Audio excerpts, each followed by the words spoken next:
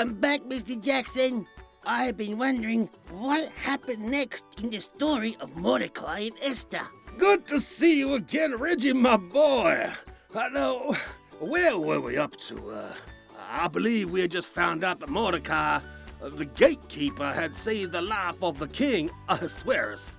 He had passed on the message to his cousin Esther, who was also the queen, about the plot on the king's life. Yes. Now remember how much I told you that Haman hated Mordecai.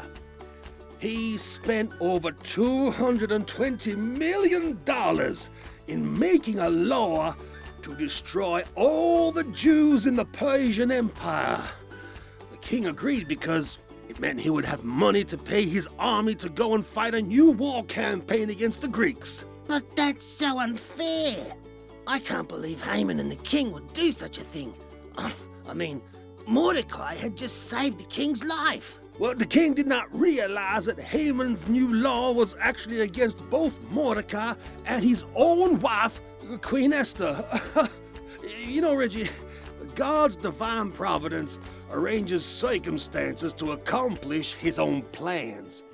One night, King Ahasuerus was unable to get to sleep.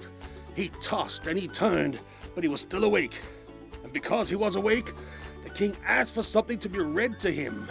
And what was read that night was the story of how faithful Mordecai had saved his life.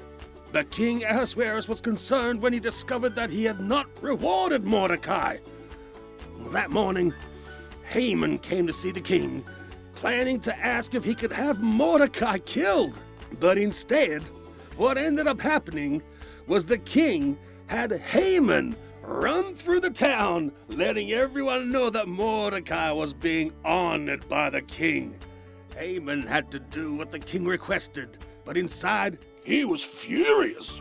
He went straight home and built a 70-foot hangman's pole in the front of his home to have Mordecai hang from.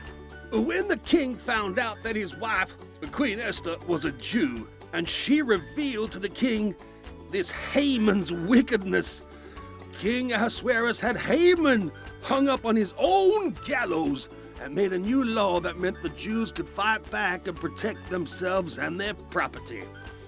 And the lesson is, always have faith in God, because you sure can trust in his faithfulness. Far out, Mr. Jackson.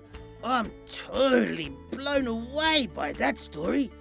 Can I come back tomorrow to hear another awesome story? I'd also like to bring a friend. Wow, that sounds like a wonderful idea, Redgie. I'll sure be looking forward to seeing you both then. That story sure does show that being faithful to God is the way to go. I love hearing about how faithful Mordecai was protected. In fact, he even became the king's right-hand man. Psalms 117 verse 2 says, "For his unfailing love for us is powerful. The Lord's faithfulness endures forever." Praise the Lord. So make sure you always remain faithful to God too. He will never let you down.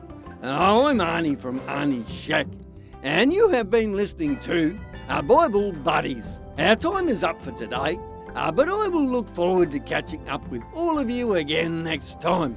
So take care, stay safe, and God bless. Learn about our wonderful God each day. Stop it.